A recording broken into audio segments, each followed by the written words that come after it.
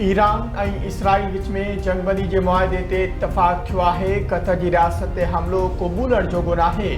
आमरीकी अॾे ते ईरान जे हमले जी सख़्त मुज़म्मत करियूं था। क़तरी एयर डिफेंस ते ईरानी हमले खे कामयाबी सां नाकाम बणायो ऐं ईरानी हमले ख़िलाफ़ दिफ़ा में क़तरी फ़ौज जे किरदार खे साराहियूं था। असांजूं फ़ौजूं क़तर जी ख़ुदमुख़्तियारी जो दिफ़ा करण जी मुकमल सलाहियत रखनि थियूं। क़तरी वज़ीर आज़म मोहम्मद बिन अब्दुर्रहमान जासिम जी दोहा में लिबनानी वज़ीर आज़म सां गॾु प्रेस कॉन्फ्रेंस चयाईं, ईरान जे हमले ते असांखे हैरत थी। अमरीका जंगबंदी लाइ ईरान सां राब्तो करण जी दरख़्वास्त कई, जंहिं लाइ हाकारी सिफ़ारती लाॻापा क़ाइमु कया। ईरान ऐं इसराइल जी तकरार जो सिफ़ारती हल चाहियूं था। उमेद आहे त सिफ़ारतकारी कामयाब थींदी ऐं जंगबंदी बरक़रार रहंदी। लेबनानी वज़ीर आज़म नवाज़ सलाम चयो त असां ख़िते खे एटमी हथियारनि खां पाक बणाइणु चाहियूं था। ईरानी ख़ुदमुख़्तियारी खे कंहिं बि सूरत में नुक़सान पहुचाइणु न घुरिजे। GCC मुल्क कंहिं बि अगराई खे क़बूल न कंदा।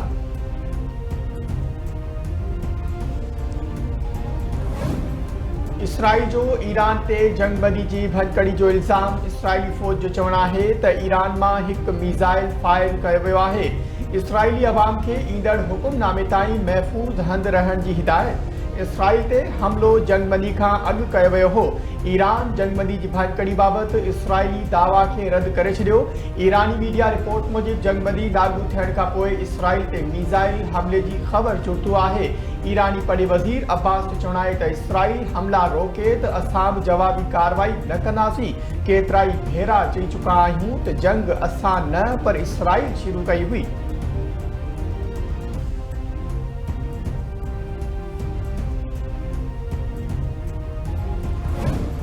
इसराइल ऐं ईरान मां ख़ुशि न आहियां। आमरीकी सदर कावड़जी पियो। ॿिन्ही मुल्कनि जंगबंदी जी भञकड़ी कई।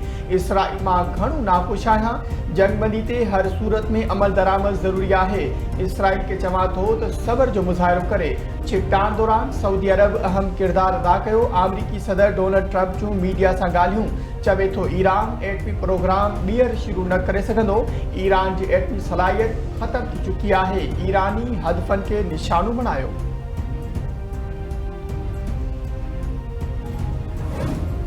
ईरान ऐं इसराइल विच में 12 ॾींहं खां जारी हमलनि खां पोइ जंगबंदी। इसराइल पारां आमरीकी सदर जी तजवीज़ ते अमल जो ऐलान। ईरान जंगबंदी ते अमल दरामद शुरू करे छॾियो। ईरानी पड़े वज़ीर अब्बास इराक़ी जो चवणु आहे त इसराइली अगराई ख़िलाफ़ असांजी फ़ौज जूं कार्रवायूं आख़िरी वक़्त ताईं जारी रहियूं। असांजी फ़ौज हर हमले जो जवाबु ॾियण लाइ रत जो आख़िरी फुड़ो वाहिण लाइ तयारु आहे। ईरानी पासदाराणे इनक़लाब कमांडर इन चीफ जो चवणु आहे त ट्रंप ईरान ख़िलाफ़ ॿीहर अगराई कई त भरपूर जवाबु ॾिनो वेंदो। फतह ते ईरानी क़ौम ऐं शहीदनि जे वारसनि खे वाधायूं ॾियूं था। इसराइली वज़ीर आज़म नेतन्याहू जो चवणु आहे त इसराइल आमरीकी सदर ट्रंप जी जंगबंदी जी तजवीज़ ते इत्तफ़ाक़ कयो आहे। ईरान सां जंग में सभई मक़सद हासिल करे वरिता आहिनि। इसराइल जंगबंदी जी भञकड़ी ते ताक़तवर जवाबु ॾींदो।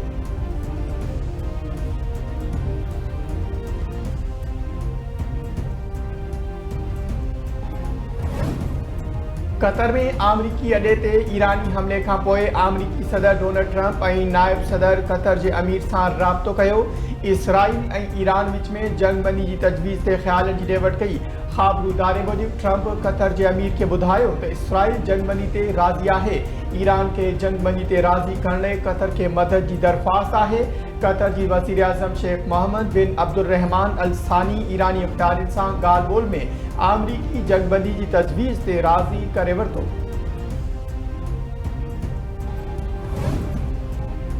सिंध पुलिस मंशियात ख़िलाफ़ संजीदगी सां कमु करे टास्क फोर्स मंशियात ख़िलाफ़ कमु करे रही आहे। डी हेल्थ कार्ड जी सहूलियत जी सख़्त ज़रूरत हुई जेका फ़राहम कई वई आहे। सिंध जे घरू खाते जे वज़ीर ज़ियाउल हसन लंजार जो तक़रीब खे ख़िताब। चयाईं, अवाम ॾोहनि ख़िलाफ़ शिकायतुनि जे हज़ाले लाइ पुलिस न ॾिसे थो। कराची में कोठायल तक़रीब दौरान घरू खाते जे सूबाई वज़ीर IG सिंध ऐं एडिशनल IG कराची नवे DSPs खे उहिदे में तरक़ी जा रैंक लॻाया।